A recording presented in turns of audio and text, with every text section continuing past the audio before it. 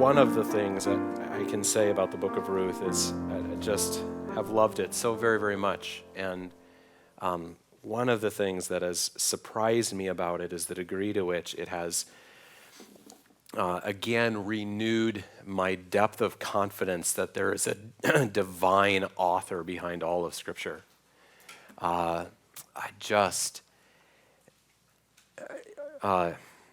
You kind of pinch yourself when you're reading the book of Ruth and you're seeing the crystal clarity of Jesus and the gospel all over the book. And you remember it's from some 1,100 years before Jesus came. How can that be? It is because the same God who sent Jesus is the divine author of the book of Ruth. And so it has been a reconfirming thing for me in the truthfulness of Scripture, because there just is not a human explanation. And I might return to this just briefly at the end, but one of the things I did this week was try to do a little bit of interacting with what Jewish rabbinical teaching is about the book of Ruth. And I mean this kindly, but it is sad when you don't have Jesus as the lens through which to see the book. It's really sad and, frankly, odd and bizarre, like the demon that Boaz saw in the middle of the night, and this extended discussion Ruth and Naomi had on the road, where Ruth promised to follow all the laws of Israel and all the rabbinical teachings. So like when she said, "Where you go, I will go," Ruth was saying that she'd follow the Sabbath laws about how far you're allowed to walk on the Sabbath. And I mean, it's almost absurd. And instead, when you look at Ruth through the lens of Jesus, it's just like lights up. And so that's just one of the things I've loved about this. But I don't know why I'm talking about that, because we have lots to cover this morning. We began last Sunday with these points, Ruth's. And for those of you who haven't been here, we have looked at the book of Ruth from the standpoint of Naomi, and from the standpoint of Boaz, and now from the standpoint of Ruth. So if it seems like I'm skipping things this morning, that's because we're just picking out the Ruth's part of the book right now. So last week, Ruth's darkness, Ruth's kind and generous love, Ruth's determined loyalty, Ruth's commitment, Ruth's hard work. And you can see that brought us up to chapter 2, verse 7. So this morning, we're going to try to get through the rest of chapter 2 and then chapter 3. So what comes next in Ruth chapter 2 and is number 6 on our outline is Ruth's surprise. Ruth's surprise. But we need to back up into chapter 1 to get some background for that. And we have to remember a question, or maybe a couple of questions, that hang over the beginning of the story. So just look with me at a few things. Ruth 1, verse 4. Elimelech and Naomi's sons took Moabite wives. Chapter 1, verse 22. Naomi returned, and she is Ruth the Moabite was with her. And chapter 2, verse 2, Ruth the Moabite. And when Boaz asks who she is, chapter 2, verse 6, she is the young Moabite woman. The end of chapter 2, verse 10, I am a foreigner. So there was a huge question here. Would the Israelites accept a Moabite? This was not like moving from California to, let's say, Idaho. I was born in Idaho. There are many Californians in Idaho. There are some Idahoans who aren't thrilled about the number of Californians who've thought Idaho would be a great place to move. But you're unlikely to face a whole lot of hostility in Idaho. Idahoans are pretty nice folk, in my opinion. So this move from Moab to Israel was not like from California to Idaho. It was more like from California to some country in the Middle East which has hostile relationships with the United States. It was more like that. It was more like you showing up in Riyadh and wondering how you're going to get treated by the locals. The Moabites and Israelites were enemy combatants. The Moabites were under God's judgment. So to go to Israel for a Moabite was a very scary and very uncertain decision for Ruth. She would go with very few legal rights. She would go knowing no one except Naomi. She would go facing significant ethnic prejudice and maybe even violence. So there was a question, would the residents of Bethlehem accept a Moabite? And add to all that the fact that Bethlehem was a small town, and actually it's easier for a Californian to get welcomed in Idaho than for anybody to get welcomed in many small towns. You're just not one of the locals. You just don't fit. So she goes back to a small town in Bethlehem, a Moabite, now in the land of Israel, in this little town, and will the people accept her? But that was the little question. What was the big question? The big question was, would Israel's God accept her? I mean, Ruth once worshipped other gods. The primary god of the Moabites was Chemosh, and they had others. Now, can a Moabite who has worshipped other gods turn from that and come to the God of Israel and be accepted? So if we look back into Ruth chapter 1, verse 8, Naomi said to her 2 daughters-in-law, "Go, return each of you to her mother's house. Go back to your family in Moab. May Yahweh, the Lord," that's Israel's God, right? "May the Lord deal kindly with you." Well, that raises a question. Would he? Would God deal kindly with her? Chapter 1, verse 10. They said to her, so Ruth said to her Jewish mother-in-law, "We will return with you to your people." But that raises a question. Would a Moabite woman be allowed to come be part of God's people? And I think maybe chapter 1, verse 13 matters also. The end of verse 13, Naomi says, "The hand of the Lord, Yahweh our God, has gone out against me."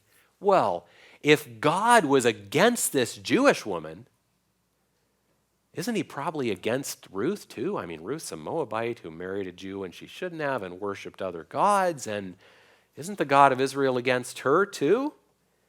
So all of this kind of climaxes at the end of chapter 1, verse 16, when Ruth says to her Jewish mother-in-law, "Your people shall be my people, and your God my God."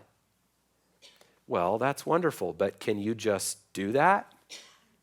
Like, can you just decide that you're going to be part of the people of God? Could Ruth just walk into Israel and be accepted by God? Can anybody who wants to show up and claim all the promises that were made to Israel and all the privileges that the Jewish people had? And so there's a modern version of that question, right? Can anybody who wants to just decide that God is their God and that he welcomes them? Can you just decide that? So what was the answer going to be? Well, the answer was going to be yes. Someone who would turn from their gods and come to the true God would be accepted, but only through a redeemer. And that's the same answer today, right? Anyone who will turn from their sin and their self to the one true God will be accepted only through a redeemer, only through Jesus and what he has done for our sins. So Ruth didn't know it yet, but God was going to provide a redeemer for her. It would be Boaz, but ultimately Ruth would have the same redeemer we have. Jesus would be her redeemer too. So Ruth chapter 1 ends with the words, "They came to Bethlehem at the beginning of barley harvest." And so we wonder, okay, how are the residents of Bethlehem going to treat Ruth? And as chapter 2 begins, we don't know. And so when Ruth heads out into the fields, remember that's what happens at the beginning of Ruth 2. They've got to get food or they're not going to survive. So she heads out into the fields to pick up the leftovers at harvest time. And the big question is, will anyone show her favor? We have that word in chapter 2, verse 2. "I'm going to go glean among the ears of grain after him in whose sight I shall find favor." In other words, wherever I can find somebody who will let me do it. Will she be harassed? Will she be abused? Or will someone welcome her? So what I'm trying to show us is that this momentary story of Ruth going into the fields of Israel to see if anyone would show her favor is an illustration of the big story of Ruth coming to Israel to see if Israel's God would show her favor. So we've already studied what happens next. Ruth came to the fields of Boaz, and Boaz spoke graciously to her. He dignified her. He protected her. He provided her. And that warm welcome Boaz gave her was surprising or even shocking. And that's expressed most clearly by Ruth in chapter 2, verse 10. Then she fell on her face, bowing to the ground, and said to him, "Why have I found favor in your eyes that you should take notice of me, since I am a foreigner?" Can you hear her shock that anyone would take notice of her? Foreigner, outside of the people of God, outside of the promises of God, not one of the covenant people, yet Boaz noticed her. There's actually a little wordplay in Hebrew here, two words that sound alike. And so in English, we'd say it something like, "Why have you noticed the unnoticed?" Or, "Why have you recognized the unrecognized?" In other words, why have you paid attention to a nobody like me? This is Ruth's surprise. Boaz understood how uncertain and insecure she was, and so he spoke further reassurance to her. Chapter 2, verse 11. "All that you have done for your mother-in-law since the death of your husband has been fully told to me, and how you left your father and mother in your native land and came to a people that you did not know before. The Lord repay you for what you have done, and a full reward be given you by the Lord, the God of Israel, under whose wings you have come to take refuge." Then she said, "I have found favor in your eyes, my Lord, for you have comforted me and spoken kindly to your servant, though I'm not one of your servants." Boaz knew how hard this was for her. See the end of verse 11? You came to a people that you did not know before. It was strange, it was unknown, it was difficult to come to Israel, it was scary, and it was uncertain. But in verse 12, Boaz prayed a blessing for her, that Yahweh, the God of Israel, might repay her for her loyal love and reward her for her generous kindness. Was God going to answer Boaz's prayer? Would God not only accept her, but reward her and repay her? Well, what Boaz didn't know was that God was going to do that through him. He himself was part of the answer.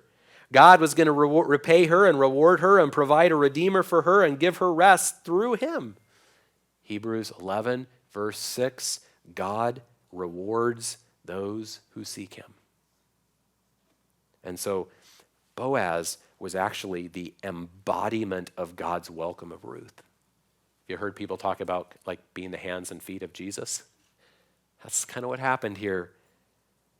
His kind and gracious welcome of Ruth expressed God's kind and gracious welcome. So when point number 6 is titled Ruth's surprise, this is what we're referring to. She found favor in Israel when she didn't expect it. She found a welcome. She found kindness. She found blessing. She found that from Boaz. She found that from the people of Bethlehem. She found that from Israel's God. She sought Yahweh and she found him. He accepted her as one of his people through a redeemer. So, 3 lessons we can learn from this. First of all, we represent God's attitude toward others. We represent God's attitude toward others. When Boaz showed up in this field that day and treated this Moabite woman with dignity and grace, he probably did not begin to understand to what degree he was representing God to her. And I think sometimes you don't understand to what degree you're representing God to someone else. It doesn't even cross our minds, and yet someone else is getting their view of God from you. Of course, this is most commonly thought about or talked about in how people often view God as being like whatever their father was like. And so if their father was wonderful and kind, they may think of God like that, or if their father was harsh and abusive, they may be scared of a God like that. But it's not just that, there are other ways. Non-Christian neighbors, coworkers, whatever, may well get an impression of what God thinks of them by how you think of them and how you treat them. We could apply that to many other relationships. So in the words of the New Testament, 2 Corinthians 2:14 and 15, we are the aroma of Christ to others. We spread the fragrance of his knowledge everywhere. And that's not like something you choose to do. That's something you do. It's just you either smell nice or you stink. But you don't get to choose whether you smell. You either smell like Christ in a beautiful way or you stink and you turn people away because you give them a misrepresentation of what God is like. We want others to get a taste of the goodness of the true God from the way we treat them. Second, we might be part of God's answer to our prayers for others. We might be part of God's answer to our prayers for others. God answered those things that Boaz prayed in chapter 2, verse 12, through him. Maybe you pray for someone else to be saved and God intends for you to share the gospel with them. Maybe you pray for someone else to repent and be rescued from a sinful path, and God is going to use you to turn the sinner from the error of his ways. You pray for somebody else to get encouraged, but you're the one to encourage them. You pray for God to provide for them, but God intends to provide through your sacrifice. I imagine that many of you have had the experience, I hope you have the experience, where when you're praying, you have to be able to write something down or send yourself a note or whatever because you think of ways to serve people while you're praying. Does that happen to you? You pray for people and you're like, oh, I had to send that person a note. Oh, I had to reconnect with them. There's something I could do to help them. We might be part of God's answer to our prayers for others. Third, we can learn from this that God provides a redeemer so that all people can be welcomed into his people. As someone wrote, there are no Moabite outsiders at the cross. God has provided a redeemer for all people. That was the original promise. The blessing would come to all nations through the seed of Abraham, and Ruth lets us see that in action. Boaz was an earthly redeemer for one Moabite, but he pictured Jesus, who would be the eternal redeemer for every tribe and tongue and people and nation and you. So the question then is Ruth's surprise your surprise? Are you surprised that God shows you favor? Surprised that God welcomes you among his people? Surprised that God redeems you? See, in chapter 2, verse 10, Ruth said, "Why have I found favor in your eyes that you should take notice of me?" And Sinclair Ferguson writes, "The world around us today cringes at this kind of speech. By the ways of the world today, we should shake our fist at God and demand that he give us more, since we're such awesome people who deserve to have everything we dream. And if God doesn't give it to us, there's something wrong with that God. I deserve it."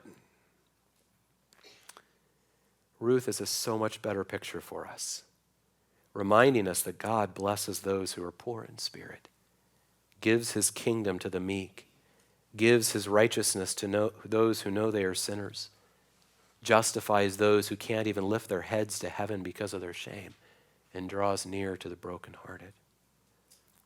When Ruth says to Boaz, "Why have I found favor in your eyes?" you might think of some lines in songs that we sing. "Amazing love, how can it be that thou, my God, shouldst die for me? My God, why would you shed your blood so pure and undefiled to make a sinful one like me, your chosen precious child? Why should I gain from his reward? I cannot give an answer.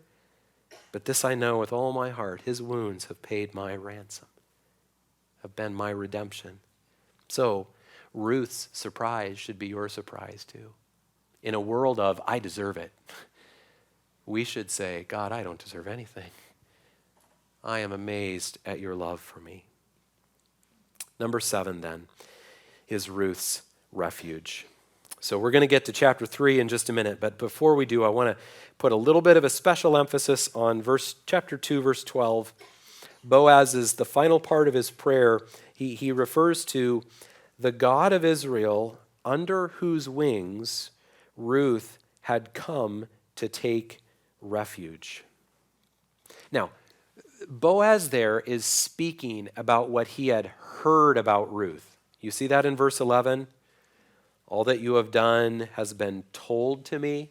This is the first time he's ever met her when he came to the fields that day, but he'd heard about her. And so he had heard that she had come to Israel so that she could take refuge under Yahweh's wings.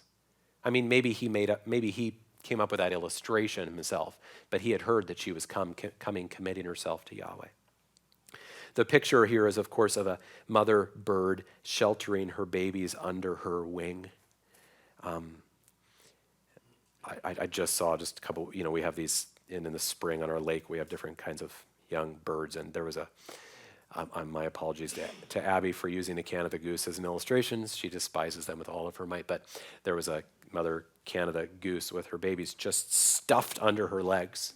It looked terribly uncomfortable for both them and her, but there she stood with them jammed underneath her. You've probably heard the stories of like farmers when like a brush fire goes across the prairies and finding birds, dead mother birds with live babies under their wings who sheltered there. That is the picture here. And so I just want to put a special highlight on this for 3 reasons. First of all, there has been lots of evidence that Ruth was committing herself to the God of Israel, but this just nails it home for certain. So when you think about the book of Ruth, make sure you never forget this foundational point, that Ruth turned from her gods to commit herself to the God of Israel. She wanted to be under Yahweh's wings for her protection. So in our modern terms, Ruth came to God for salvation. That's what it's about. A second reason why I point this out is because the word wings in chapter 2, verse 12 is the same word that Ruth's going to use over in chapter 3, verse 9. She's going to say to Boaz, spread your wings over your servant.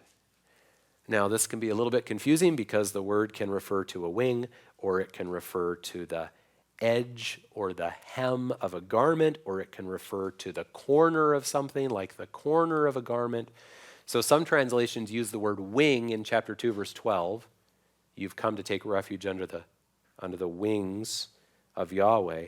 And then they use like the corner of your garment or something in chapter 3, verse 9, since she had just, uncovered his blanket. But it's the same word. And that re-emphasizes how Boaz is carrying out God's provision for her. God is going to give her his refuge through Boaz, who is going to take her under his wing. And then the third reason why this is important is because refuge is just a very common picture of salvation in the Bible. There could be an entire sermon on just this idea of refuge. But maybe if there's one verse that nails it, it's Psalm 2, verse 12, which says about God's Son, blessed are all who take refuge in him. Sometimes the Bible talks about that refuge in terms of refuge from the troubles of this life. So, with those baby birds on our lake, like the ducklings, you see them right after they hatch sometimes in the spring, and you count. And then you come back the next day and you count again. And this spring we watched this poor family go from 10 to 3 over the course of, 10 days or something. Because those little baby birds are so vulnerable. They face dangers from the weather and the storms and the elements. And so all of us face life that is stormy and turbulent. They face dangers from predators. And our world is full of sin and evil and people who will do harm. So you need a refuge because this life is a mess. This is a dangerous place to live. Being a human is a dangerous endeavor. And so God is a refuge from life's troubles. So the Bible talks about it that way. There are a bunch of psalms about that. But more importantly, the Bible talks about how we need refuge from the penalty of our sin, from the wrath of God. And so I quoted the end of Psalm 212, but the whole verse says this: "Kiss the Son, lest he be angry and you perish in the way, for his wrath is quickly kindled. Blessed are all who take refuge in him." As we learned from Dominic Steele in an evangelism series we used several years ago, there is no refuge from Jesus, but there is refuge in Jesus. And that is very startling. He is both the danger and the refuge, both the judge and the defense attorney and the one who takes the penalty of the law for us. And so we find refuge in Jesus from the dangers in this life, the danger of death itself, but ultimately the danger of our sin and spiritual death. And then another little connection that we don't have time to explore, but it connects to Ruth, is that then the Bible says your problem is you try to find refuge in the wrong places. In Old Testament language, you go to other nations and other gods to try to find refuge. Now, does that sound like the story of Ruth? What did Elimelech do at the beginning? Left Israel to go to Moab during famine. And so Israel was constantly tempted to look to the world for refuge, and so are you. Constantly tempted to try to find refuge in things that are not truly a refuge from God. Blessed are all who take refuge in God's Son. Okay, that is Ruth's refuge. I just wanted to give special attention to chapter 2, verse 12. And now we come to what is, for better or worse, the section of the story that gets by far the most attention. So let's read Ruth 3, verses 1 through 15.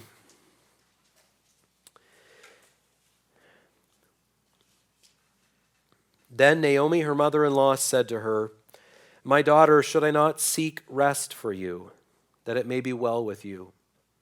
Is not Boaz our relative, with whose young women you were? See, he is winnowing barley tonight at the threshing floor.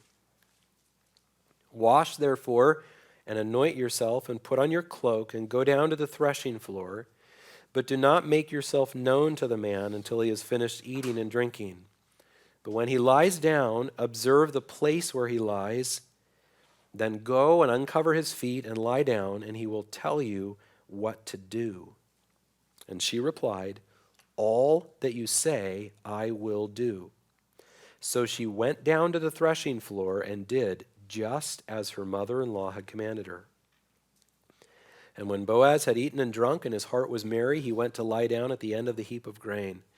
Then she came softly and uncovered his feet and lay down. At midnight, the man was startled and turned over, and behold, a woman lay at his feet. He said, "Who are you?" And she answered, "I am Ruth, your servant. Spread your wings over your servant, for you are a redeemer." And he said, "May you be blessed by the Lord, my daughter. You have made this last kindness greater than the first, in that you have not gone after young men, whether poor or rich. And now, my daughter, do not fear. I will do for you all that you ask, for all my fellow townsmen know that you are a worthy woman. And now it is true that I am a redeemer, yet there is a redeemer nearer than I. Remain tonight, and in the morning, if he will redeem you, good, let him do it. But if he is not willing to redeem you, then, as the Lord lives, I will redeem you. Lie down until the morning." So she lay at his feet until the morning, but arose before one could recognize another.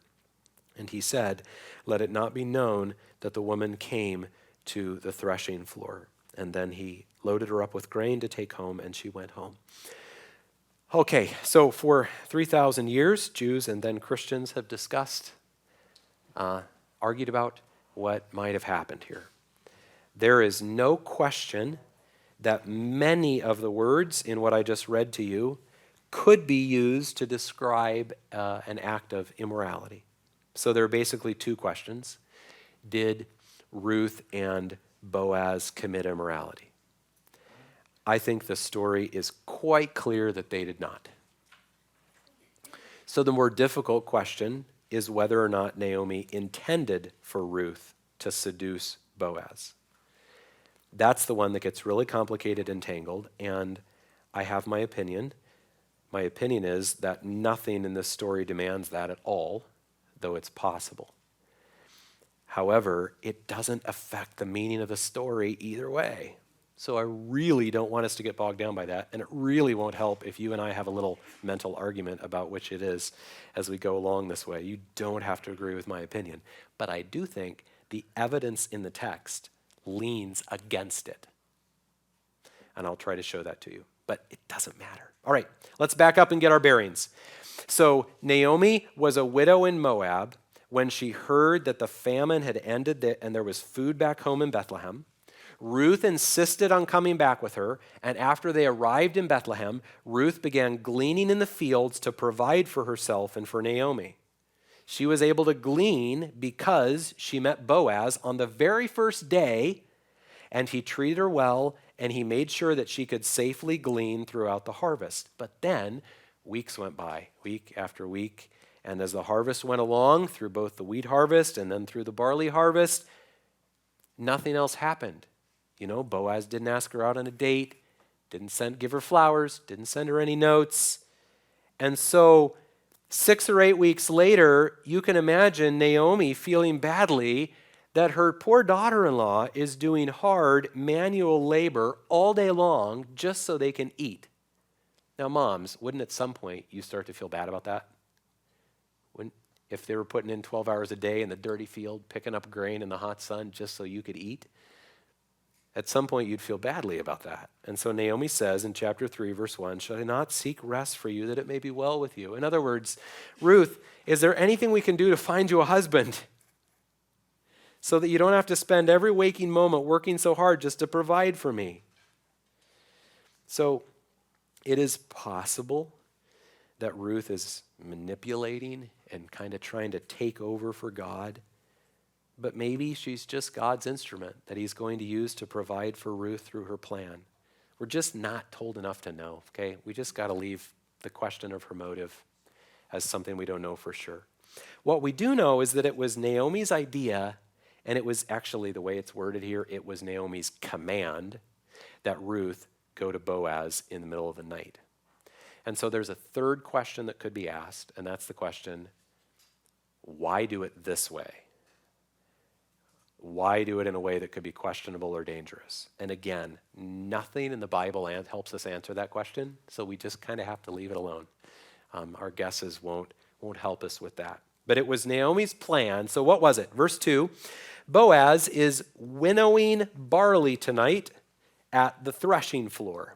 Okay, so picture with me a community threshing floor in Bethlehem. A large flat area that was very hard. Maybe it was bedrock that they'd found and scraped the soil away so that they had hard rock, or maybe it was just, soil can get packed down so hard that it can be concrete-ish. Regardless, you've got a large flat area, and the farmers of Bethlehem would come at harvest time, bring the grain they'd cut in carts, and they would first of all smash it there to break it apart.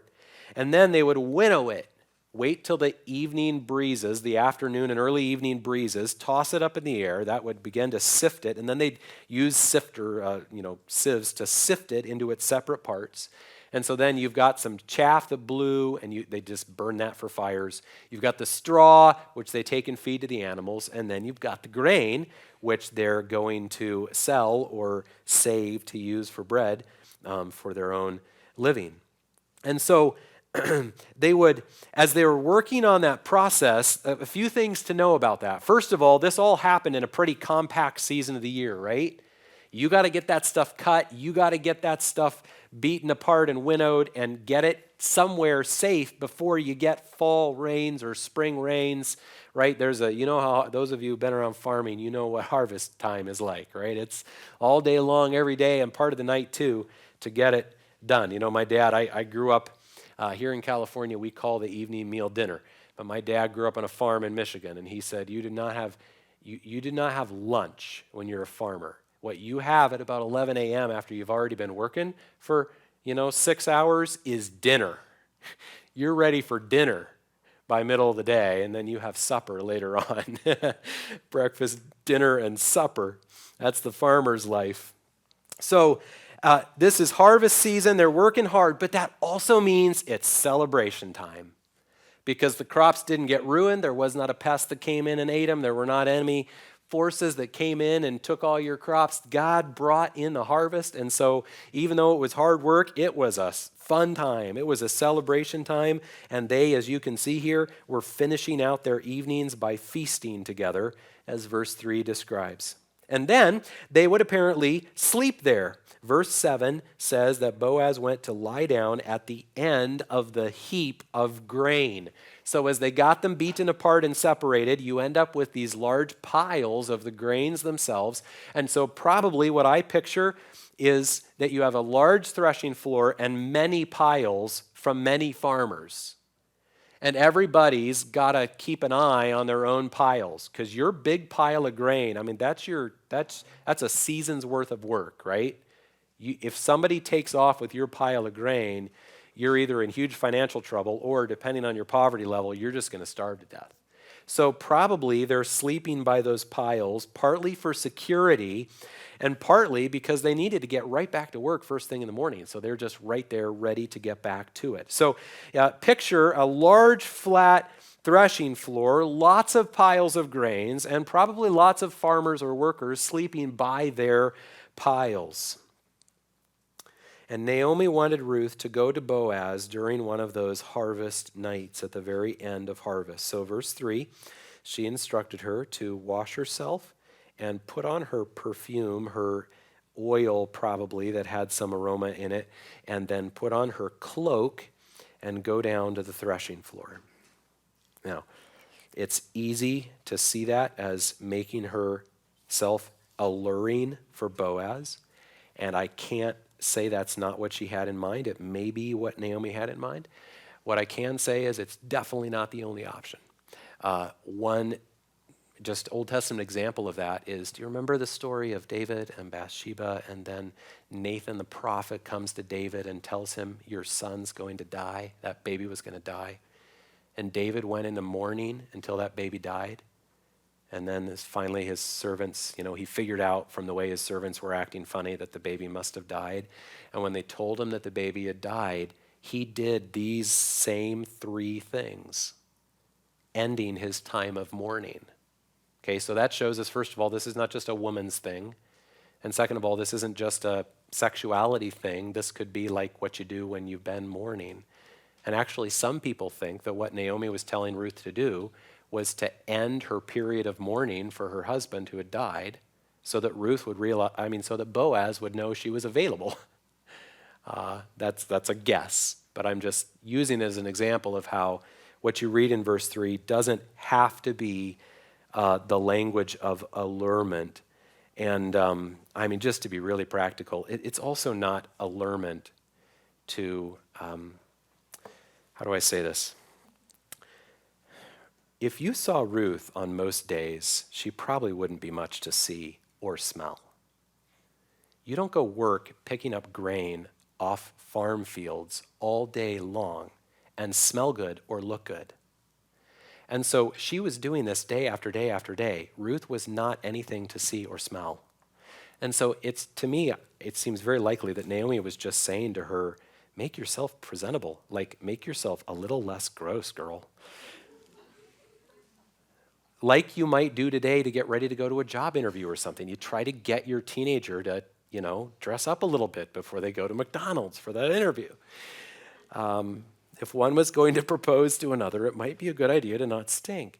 So, look, I don't know what Naomi's intention was. We don't know her motive. My point is just to show that seduction doesn't have to have been the goal. And the reference to a cloak is frankly just good advice when you're going out in the middle of the night to spend the night outside. It will be cold. So Naomi then instructed her to not, verse 3, not make herself known to Boaz until he had finished eating and drinking. And what she means is until he's already gone to sleep. Verse 4, Ruth was told to observe the place where he lies. Now what that phrase tells you is that if you've pictured Ruth going like in secret to Boaz all by himself, that's not what happened. Because if he was all alone at the threshing floor, there was no reason why she needed to watch carefully for where he lies. He's the only guy sleeping on the threshing floor. The reason why Naomi told her that, it's surely because there were a whole bunch of people sleeping at the threshing floor, a whole bunch of piles of grain. And so once those guys are bundled up under their blankets, you're not going to know which one he is. You got to watch and see where he lays down. So she told him to observe where he lies. And then verse 4, go and uncover his feet and lie down. Now that is definitely wording that can be used in sexual situations, the going and uncovering his feet phrase. Yet here, factually, it doesn't say anything actually other than that she lifted his blanket enough that she could lay down at his feet. That's really all it says. And so I think Naomi's plan was for Boaz to go to sleep and then get woken up by cold feet. And that, we'll get to that in just a second, but first of all, look at the last thing Naomi said, which is so vital. Go and uncover his feet and lie down, and he will tell you what to do. Now, to me, that is the phrase that indicates that Naomi was not sending Ruth to seduce Boaz. Ruth has been married. She doesn't need a man to tell her what to do if immorality is the point. Naomi's talking about something else. Boaz will tell you what to do. Naomi sent Ruth to make an appeal to Boaz. And that's what the text says. It says Ruth did exactly what Naomi told her. So Naomi sent her to make an appeal to Boaz, and then Ruth would need Boaz to tell her what to do next if he was going to accept her appeal. So she did, verse 5, she said, all that you say I will do. And verse 6, she went and did she did just as her mother-in-law had commanded her. So, all right, that's enough about Naomi's motives. I'm going to try to move on from that. You don't have to agree with me. But I think the evidence in the text suggests that Naomi was not up to some manipulative plan of seduction, but that she sent Ruth to do just what Ruth did. Now, was it a wise thing to do? I don't know. We can't answer that. But I don't think it was. It's not as if Ruth changed an immoral plan into a pure one. That's not what the text indicates. Now, let's keep going, though, and get to the real point. Verse 7 records that Boaz ate and drank, and his heart was merry. Scholars say that this probably doesn't indicate drunkenness, but just the calmness and happiness of a good day's work and a good harvest and a good meal. And so he laid down, and you guys know what this feels like when you put in a good day's work and things have gone well and you had good dinner and you just go, that is exactly what it's saying about Boaz. And so he went to sleep by one of his heaps of grain, and she came softly and uncovered his feet and lay down. And verse 8 says that at midnight he was startled. The word can refer to being afraid, but it can also refer to shivering. So it may well be that the night air got to his newly exposed feet. And so it says, turned over. And again, this is a word that has a couple meanings. It can also suggest the idea of reaching. So those of you who happen to be married to blanket stealers know what it's like to turn over and reach and try to get that blanket back. And he turns over and reaches and discovers not his blanket, but a woman. And he doesn't know who she is. He says, who are you? And watch, she not only tells him who she is, but immediately gets to the point, so that there was no question about why she was there. I am Ruth, your servant. Spread your wings over your servant, for you are a redeemer. Okay? She immediately made her appeal. There is no immorality here. Now, when she says, spread your wings over your servant, for you are a redeemer, the words spread your wings undoubtedly refer to marriage. To put it very simply, being under the same blanket symbolized being married. And she was asking him to marry her. But she immediately clarified why. Because he was a redeemer for Naomi's family. So she was not saying, I think you're cute, please let me cuddle with you. She was saying, you are a redeemer for Naomi's family. Please be our refuge. Please bring us under your wing. Please marry me so that you can redeem this family. Ruth did exactly what Naomi intended her to do, because just as Naomi said, now Boaz needed to tell Ruth what to do. Was he going to accept her appeal or not? And if so, what was she supposed to do next? Now, was Boaz confused about what was going on? Not at all. He knew exactly what was going on. And in verses 10 and following, he went on to tell her that he recognized what she was doing, that he knew, we've already studied this part, right? He knew her first kindnesses to Naomi, and so now he recognized this was a second great kindness she was showing to Naomi by marrying him. And so he told her that he would marry her and he would redeem the family, but there was another one who had the right of redemption first. So Boaz says, I can't do it yet. So what that means is Boaz was committed to doing this the right way. Boaz was going to show loyal and sacrificial love, and he knew that Ruth was doing this because of loyal and sacrificial love. Now, do you see how it starts to fit together there? What's Ruth doing? She's asking Boaz to marry her out of loyal and sacrificial love for Naomi. What's Boaz doing? Agreeing to marry her out of loyal and sacrificial love for Naomi and for Ruth, but he's going to do it the right way out of loyalty to the other Redeemer who has the first rights. And so frankly, when I read about all of the different language in this story that could be used for an immoral situation, my personal opinion about that is that it is used on purpose so that when you get to the end of the story and see what actually happens that night, you go, wow, that wasn't what I expected. And it highlights the sacrificial loyal love. And you say, wow, that's not what would have happened if that was on TV today. And that's the point. Because what you would see on TV in a similar situation would be about selfish lust. And what you have here is about sacrificial love. And you're supposed to say, wow, Ruth and Boaz were committed to doing what was right. Love for God, love for others, not motivated by selfish pleasure, but by loyalty and sacrifice. See, had they morally compromised that night, Ruth would have greatly endangered Naomi's future because Boaz couldn't have been the redeemer anymore, and the other man wouldn't have wanted to be the redeemer. So if Ruth had committed immorality, she would have been throwing Naomi's future down the drain. And if Boaz committed immorality, he would have been throwing Ruth's future down the drain. Because if anybody found out, her place in Bethlehem and her future in Israel would have been over. And so they both acted not out of selfish desire, but out of sacrificial and loyal love for God and for others. Verse 13, Boaz instructed her to stay there. That is because it would have been terribly dangerous and scandalous for a woman to travel home in the middle of the night.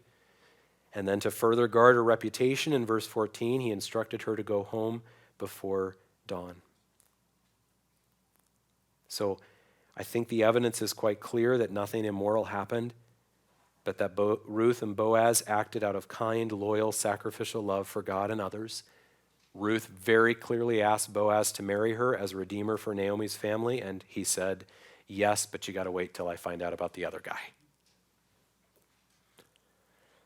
So the point is kind and sacrificial, loyal love. And actually, I think we can extend that to Naomi too.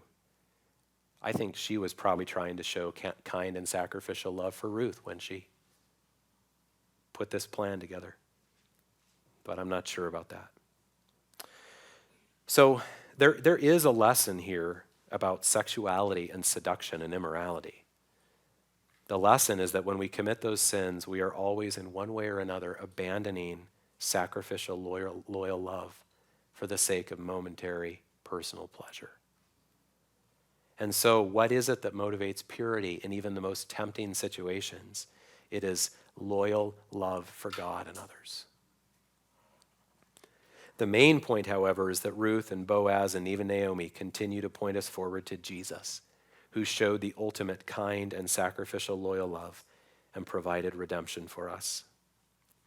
When Ruth came to Boaz and appealed, will you please take me under your wing and redeem our family? That's like what you did when you came to Jesus for salvation. You came to him and said, would you be my redeemer? Would you be my refuge? Would you bring me into your family? And he said, I'm the one and only redeemer. I will.